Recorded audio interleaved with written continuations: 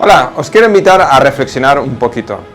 ¿Qué es la evidencia científica y qué importancia le tenemos que dar?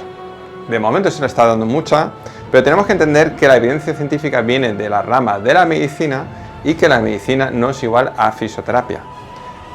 Cuando se hace sobre todo estudios en medicina es muy fácil, doy una pastilla, no doy una pastilla, aplico un agente físico o lo que sea o no lo aplico.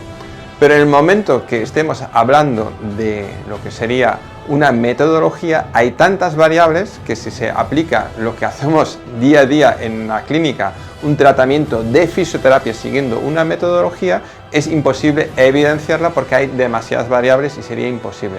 Entonces nos tenemos que centrar en manipulaciones o intervenciones controladas que por sí solas pueden ser que no tengan ninguna evidencia o no estén dando los resultados que nosotros esperamos. Pero la combinación de varias cosas en un orden correcto sí que puedan dar esa evidencia o digamos esos resultados, pero que materializarlo en un estudio por la cantidad de variables que hay sería imposible. En matemáticas hay un concepto que me gusta mucho, que lo que es un teorema es algo que es invariable. 2 más 2 son 4 y siempre lo serán. Entonces, eso es algo que se quiere aplicar a la evidencia científica. La evidencia científica no es un teorema, es una hipótesis que cuando tenemos tantos sujetos, les hacemos tantas cosas, hay una prevalencia que a la mayoría de ellos se le puede decir que en ese estudio, en esas condiciones concretas, ha tenido tal beneficio. Pero seguramente si replicáramos ese mismo estudio que se hizo en Alemania, lo hiciéramos en África, nos saliera otra cosa. Y si lo hiciéramos con otro tipo de población, nos saldría otra. Y luego, cuando lo aplicamos nosotros en nuestra clínica con nuestro paciente, puede ser que nos salga muy bien o puede ser que nos salga muy mal. Con lo cual, no es un teorema, es una hipótesis que bajo tales condiciones podría ser que eso funcionara para ese paciente.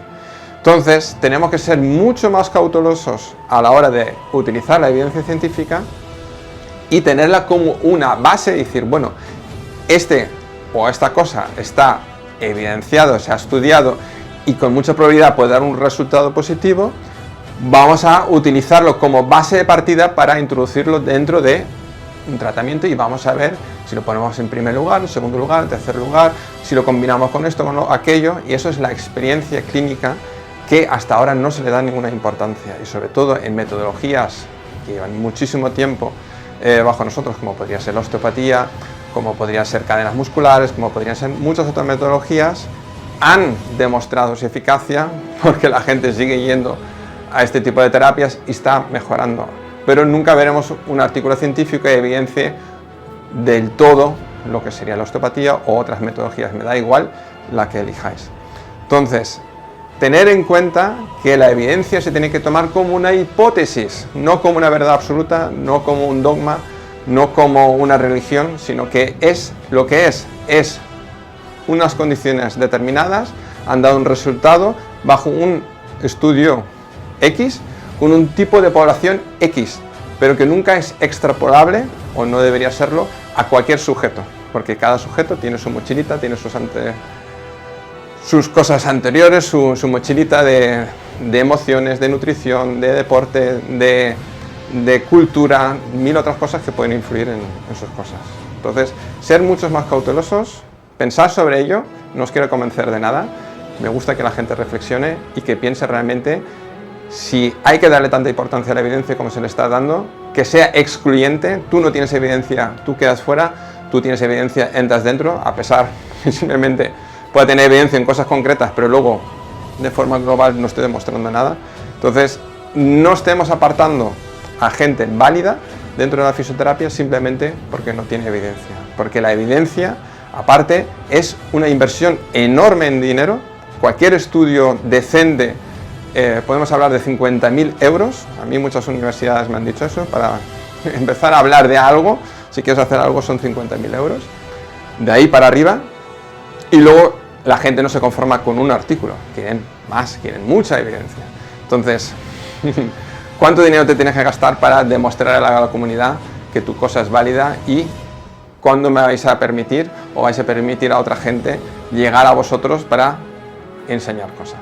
¿Cuánta gente se está quedando fuera con cosas muy valiosas y no deberíamos pensar un poquito en abrir más la mente y ver cómo racionalizar cómo evidenciar o cómo justificar algo con algo mucho más sencillo, que es tener realmente una metodología. Quiere decir, ¿por qué hago tal diagnóstico? ¿En qué orden hago el diagnóstico? ¿Con qué lo justifico?